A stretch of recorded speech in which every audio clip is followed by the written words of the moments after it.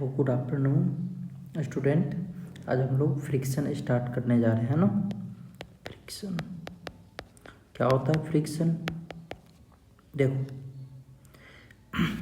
ऐसा electromagnetic force है ना, ऐसा इलेक्ट्रोमैग्नेटिक फोर्स जो किसी कॉमन रफ सरफेस के अलोंग लगे, है ना, और वो क्या करे, रिलेटिव मोशन को अपोज करे या उसके पास टेंडेंसी हो रिलेटिव मोशन को अपोज करने का। जैसे कि सपोज यहाँ पे देखो, ये एक ऑब्जेक्ट, ये सबसे पहले आप मान के चलो ये रफ सरफेस है ना, ये क्या है, rough surface.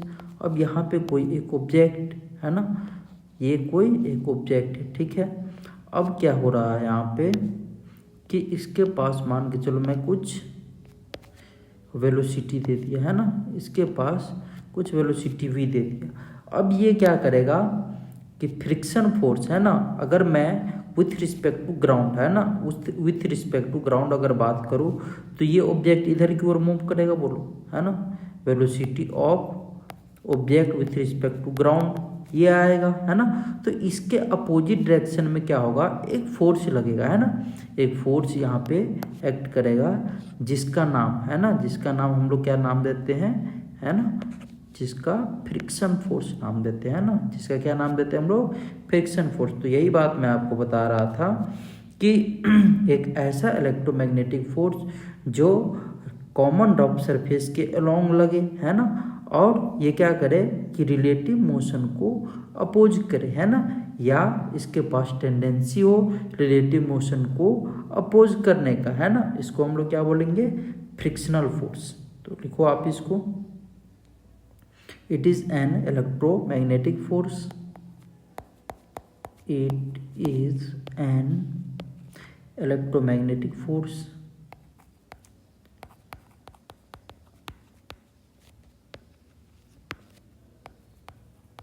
magnetic force acting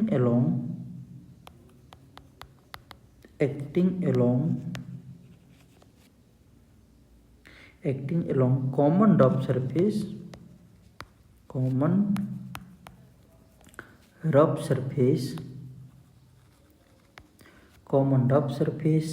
always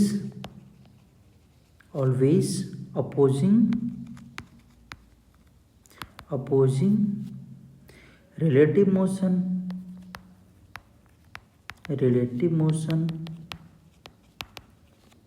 और टेंडेंसी ऑफ रिलेटिव मोशन और टेंडेंसी ऑफ रिलेटिव मोशन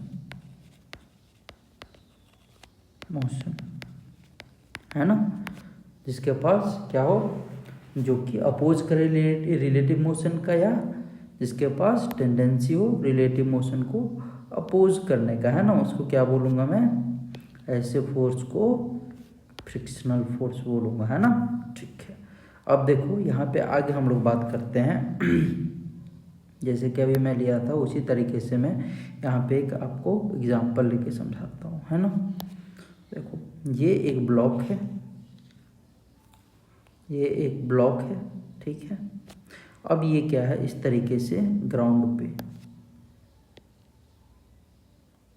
ठीक है, ये इस तरीके से रफ सरफेस है ना, ये क्या है, रफ सरफेस, और इस ब्लॉक का वेलोसिटी है ना कितना है, v, है ना, ठीक है। अब क्या होगा यहाँ पे बताओ मुझे, अगर ब्लॉक का मास m है ना, ब्लॉक का मास m है, तो एक तो इस तरीके से है ना, इस तरीके से क्या होगा, mg डाउनवर्ड एक्ट करेगा, नॉर्मल कुछ इस तरीके से एक्ट करेगा, बोलो नॉर्मल अगर मैं देखूँ तो कुछ इस तरीके से एक्ट करेगा, है ना। और फ्रिक्शन फोर्स है ना, फ्रिक्शन फोर्स कैसे एक्ट करेगा, तो मैं आपको क्या बोल रहा हूँ, कॉमन रफ सरफेस के अलोंग रिलेटिव वेलोसिटी के अपोजिट डायरेक्शन में। तो देखो कॉमन रफ सरफेस ये है ना, कॉमन रफ सरफेस ये है इन दोनों का। अगर ब्लॉक का और ग्राउंड का कॉमन रफ सरफेस देखो तो ये है, बोलो यहीं पे होगा कुछ इस तरीके से, है ना, इस तरीके से ब्लॉक में भी होगा और इस तरीके से कुछ ग्राउंड में भी होगा, है ना, और ये इंटरलॉकिंग होगा, यही फ्रिक्शन होता है ना।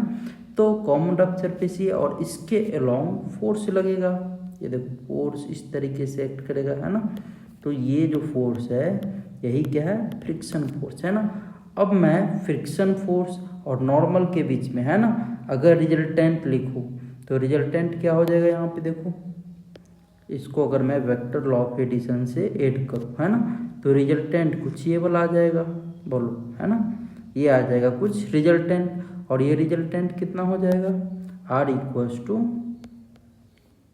रिजल्टेंट इक्वल्स टू क्या हो जाएगा, रूट अंडर किसका, फ्रिक्शन फोर्स का स्क्वायर प्लस नॉर्मल का स्क्वायर, बोलो ये आ जाएगा, है ना। अच्छा, नॉर्मल फोर्स से जो रिजल्टेंट फोर्स एंगल बनाएगा उसको हम लोग क्या बोलेंगे, एंगल ऑफ फ्रिक्शन, है ना। इसको क्या बोलेंगे हम लोग, एंगल ऑफ फ्रिक्शन या कोफिशिएंट ऑफ फ्रिक्शन, ठीक है। नॉर्मल फोर्स से जो रिजल्टेंट फोर्स के बीच में एंगल होगा उसको एंगल ऑफ फ्रिक्शन या कोफिशिएंट ऑफ फ्रिक्शन। तो अगर मैं यहाँ पे बात करूँ ठीक है, तो ये जो है हमारा क्या है, ये है कॉमन सरफेस, कॉमन सरफेस, है ना। और ये देखो ये जो डायरेक्शन है ये क्या है, टेंजेंट और शेयर का डायरेक्शन,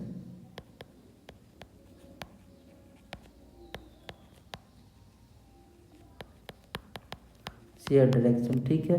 तो अगर मैं यहाँ पे लिखता हूँ फ्रिक्शनल एंगल, है ना, तो क्या हो जाएगा फ्रिक्शन एंगल, आप अल्फा ये lambda equals to angle of friction, ये भी बोल सकते हो, है ना, एंगल ऑफ फ्रिक्शन क्या हो जाएगा, ये हो जाएगा लेमडा इक्वल्स टू, है ना, ऐसे लिख लो आप, टेन लेमडा इक्वल्स टू क्या बोलोगे आप, lambda equals to P by B, है ना। पी कितना आ जाएगा, पी आ जाएगा एफ और बी आ जाएगा नॉर्मल फोर्स, है ना। तो क्या लिखोगे, एफ बाई एन, है ना। तो यहाँ पे आप डायरेक्टली ये बात भी लिख सकते हो, lambda equals to tan inverse F by N, है ना, friction force upon normal force. तो ये आ जाएगा एंगल ऑफ फ्रिक्शन, है ना, ये आ जाएगा एंगल ऑफ फ्रिक्शन, ठीक है, कोई दिक्कत नहीं ना, ठीक है। अब देखो हम लोग देखते हैं type of frictional force, type of frictional force,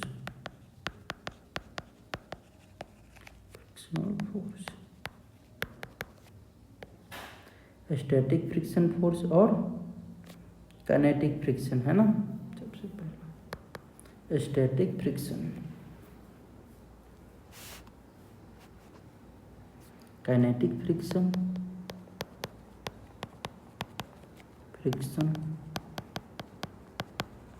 क्या होता है,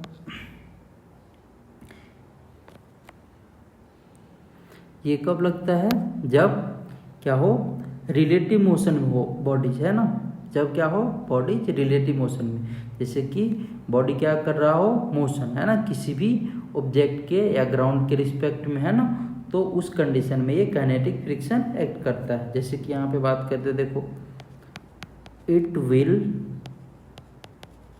act if there is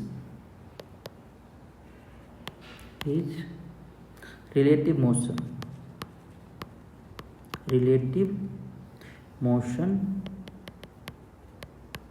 of bodies, है ना। तो इसको जैसे कि यहाँ पे देखो आप, इस तरीके से एक ब्लॉक है ना, और ये रफ सरफेस, और ये ब्लॉक v स्पीड से, है ना, v वेलोसिटी से ये मूव कर रहा है ना। इस कंडीशन में जो ये फोर्स, फ्रिक्शन फोर्स लगेगा वो किधर को, काइनेटिक फ्रिक्शन और रिलेटिव वेलोसिटी, अगर ये बॉडी है, बॉडी का नाम मैं ए दे देता हूँ, है ना, तो velocity of A with respect to ground क्या हो जाएगा, v होगा, है ना, और इसी डायरेक्शन में होगा। तो काइनेटिक फ्रिक्शन जो लगेगा इसके अपोजिट डायरेक्शन में, है ना, एफ के, इस तरीके से, ठीक है। अब देखो मैं दूसरा बात करता हूँ आपको, स्टैटिक फ्रिक्शन,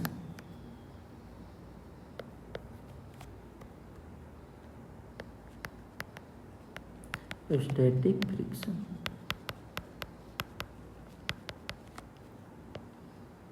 स्टैटिक फ्रिक्शन है ना। नो रिलेटिव मोशंस है ना, only tendency of relative motions. यहाँ पे रिलेटिव मोशन नहीं होगा है ना, सिर्फ टेंडेंसी है ना, वो क्या करेगा, मूव करना चाहेगा लेकिन मूव नहीं करेगा।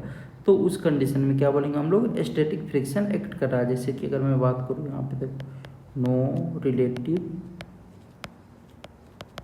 जैसे कई बार क्या होता है, इंक्लाइंड सरफेस पे आप रख दो और थोड़ा थोड़ा और इंक्रीज करते जाओ तो एक ऐसा कंडीशन आता है, वो क्या करता है, मूव करने लगता है। तो मूव करने से जस्ट पहले वो मूव नहीं कर रहा था, उस कंडीशन को हम लोग, उसके पास टेंडेंसी होता है मूव करने का लेकिन नहीं करते रहता, वैसे कंडीशन को हम लोग क्या बोलते हैं, स्टैटिक फ्रिक्शन। तो नो रिलेटिव मोशन, मोशन है ना, या only tendency of relative motion, only tendency of relative motion.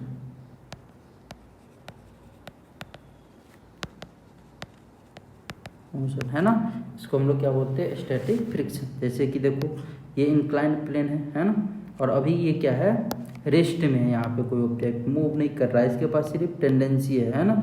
ये ऑब्जेक्ट ए क्या है, अभी रेस्ट में है।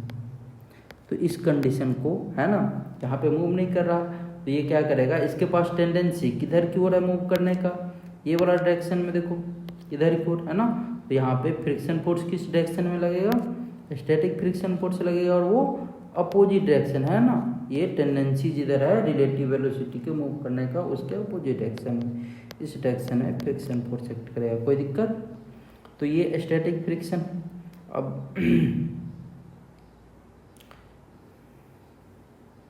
अब देखो मैं बात करता हूँ यहाँ पे काइनेटिक फ्रिक्शन का, है ना, किस तरीके से काइनेटिक फ्रिक्शन का डायरेक्शन हम लोग डिसाइड करेंगे। काइनेटिक फ्रिक्शन, हेडिंग दो आप,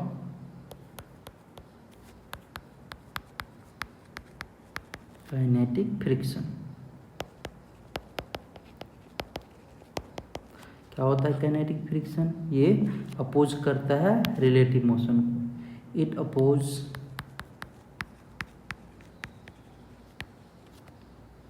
relative motion.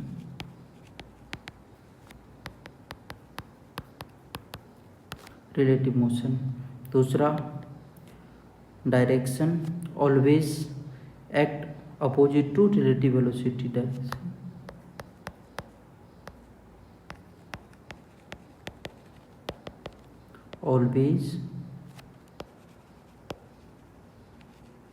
always act opposite to relative velocity।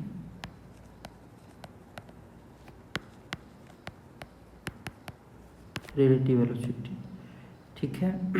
देखो यहाँ पे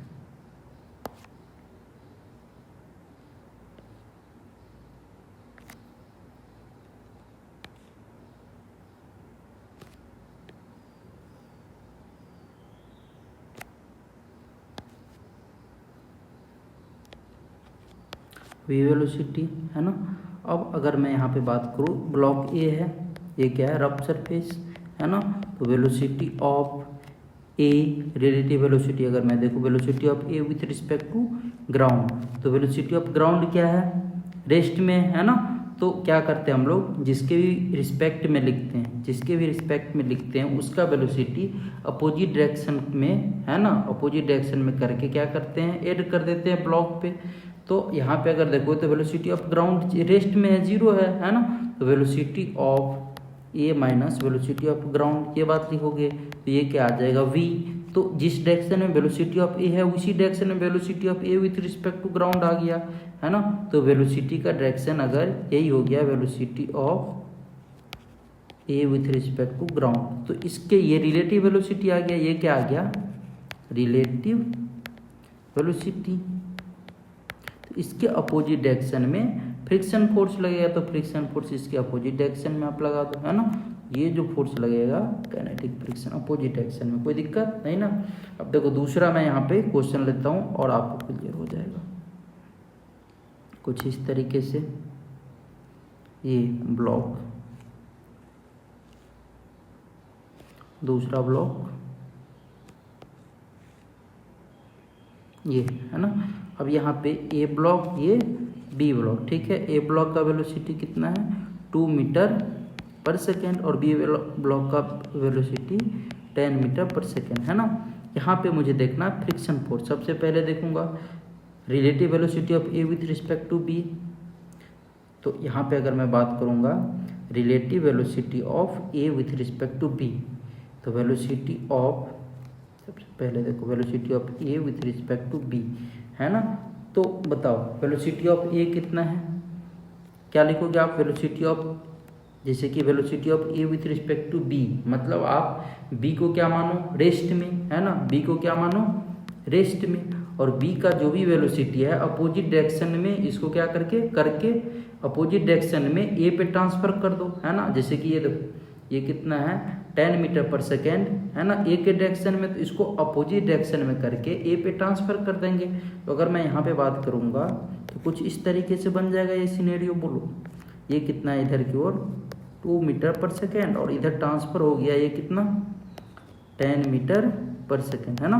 तो velocity of A with respect to B कितना हो जाएगा, ये आ जाएगा 2 माइनस, अब वेक्टर के अकॉर्डिंग ऐड करेंगे तो 2 माइनस 10 मीटर पर सेकेंड। बोलो तो ये कितना आ जाएगा माइनस का 8 मीटर पर सेकेंड। मतलब अब velocity of A with respect to B किस डायरेक्शन में हो जाएगा, कुछ इस तरीके से हो जाएगा। बोलो अपोजिट डायरेक्शन में आ जाएगा velocity of A with respect to B, है ना। इस डायरेक्शन में आ गया तो डायरेक्शन मुझे पता चल गया, तो अब मुझे काइनेटिक फ्रिक्शन का डायरेक्शन कैलकुलेट करने में इजी होगा। क्या लिखूंगा मैं, वेलोसिटी के रिलेटिव वेलोसिटी के अपोजिट डायरेक्शन में। बोलो तो अगर मैं यहाँ पे ए का डायरेक्शन लिखूँ काइनेटिक फ्रिक्शन का, कुछ इस तरीके से बोल दूंगा क्या एफ के। बोलो ये आ जाए काइनेटिक फ्रिक्शन का डायरेक्शन, बोलो है ना।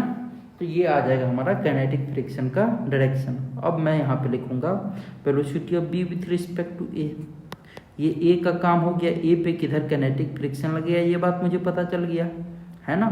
तो अब मैं बोलूँगा velocity of B with respect to A. अब ए को आप रेस्ट में मान लो और बी पे, है ना, अपोजिट डायरेक्शन करके वेलोसिटी को ट्रांसफर कर दो। तो देखो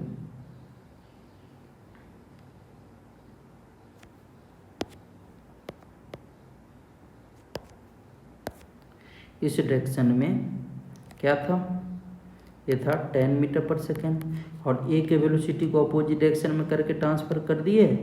तो velocity of B with respect to A क्या आ गया, velocity of B with respect to A आ गया, वेक्टर के अकॉर्डिंग ऐड कर देंगे 8 मीटर पर सेकेंड। बोलो मतलब वेलोसिटी इस डायरेक्शन में आ गया, velocity of B with respect to A, है ना, इस डायरेक्शन में आ गया। तो काइनेटिक फ्रिक्शन का डायरेक्शन कौन सा होगा, काइनेटिक फ्रिक्शन का डायरेक्शन ये हो जाएगा, है ना। मतलब यहाँ पे जो फ्रिक्शन लगेगा काइनेटिक फ्रिक्शन वो किस डायरेक्शन में, इस डायरेक्शन में एफ के। बोलो ये बात समझ में आया, है ना। इस तरीके से एफ के एक्ट करने लगे, है ना। आई होप मुझे लग रहा है कि ये बात आपको अब समझ में आ गया होगा। अब देखो यहाँ पे एक और मैं क्वेश्चन लेता हूँ।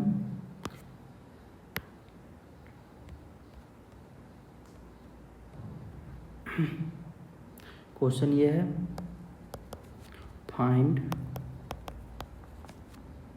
डायरेक्शन ऑफ काइनेटिक फ्रिक्शन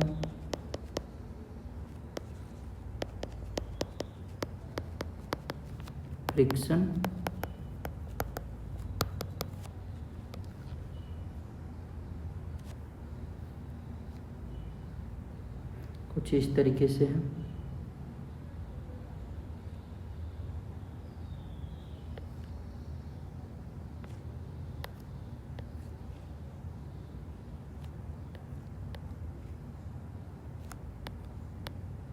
इस तरीके से क्वेश्चन है ना, ए बी सी, ठीक है। इधर की ओर कितना लग रहा है 1 मीटर पर सेकेंड, इधर की ओर 2 मीटर पर सेकेंड, है ना, इधर की ओर 3 मीटर पर सेकेंड, ठीक है। और बोल रहा है यहाँ पे बताओ आप क्या होगा काइनेटिक फ्रिक्शन का डायरेक्शन, है ना। ये क्वेश्चन करते हैं फिर नेक्स्ट लेक्चर में और क्वेश्चन करेंगे। तो देखो मैं ए का बात करता हूँ, velocity of A with respect to B, है ना। बी क्या आ जाएगा रेस्ट में, ए पे ट्रांसफर कर दो आप। ए का 1 मीटर पर सेकेंड इधर है, बी का वेलोसिटी अगर ट्रांसफर करेंगे तो अपोजिट डायरेक्शन करके ऐड करना पड़ेगा, 2 मीटर पर सेकेंड इधर की ओर ऐड करो वेक्टर के अकॉर्डिंग, है ना। तो कितना आ जाएगा इधर की ओर 1 मीटर पर सेकेंड, ठीक है। अब इसके अपोजिट डायरेक्शन में क्या होगा, फ्रिक्शन, काइनेटिक फ्रिक्शन एक्ट करेगा ए पे, ये आ जाएगा, ठीक है। अब मैं बात करूंगा ए पे मुझे पता चल गया है, तो बी पे, है ना, बी पे क्या होगा, काइनेटिक फ्रिक्शन का डायरेक्शन, ठीक है। ए पे जब इधर लगेगा तो बी का अगर मैं बात करूंगा तो बी पे देखो,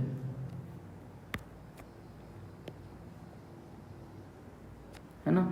अब बी पे इधर की ओर लग रहा है कितना, 2 मीटर पर सेकेंड, और यहाँ पे काइनेटिक फ्रिक्शन ए पे इस डायरेक्शन में लग रहा था, तो बी पे कुछ इस तरीके से लगने वाला है, बोलो इसके अपोजिट डायरेक्शन में एफ के, है ना, इस तरीके से। और अगर मैं यहाँ पे लिखूंगा velocity of B with respect to C, velocity of B with respect to C, तो सी क्या आ गया रेस्ट में। अब सी का वेलोसिटी बी पे ट्रांसफर करके अपोजिट डायरेक्शन में ऐड कर दो, कर दिया मैंने, 3 मीटर पर सेकेंड, है ना। तो velocity of B with respect to C कितना हो गया, 5 मीटर पर सेकेंड, इसी डायरेक्शन में आ जाएगा, मतलब अपोजिट डायरेक्शन में, है ना। जो ब्लू ये ब्लैक कलर से मैं लिख रहा हूँ, इस तरीके से एक्ट करेगा, velocity of B with respect to C F के, इस तरीके से एक्ट करेगा, है ना।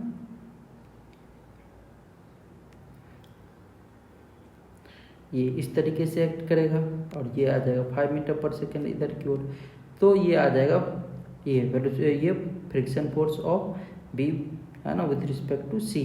अब देखो सी पे अगर मैं बात करूं, तो अगर मैं सी पे बात करूं तो एक तो इधर की ओर आ जाएगा एफ ऑफ बी सी, है ना।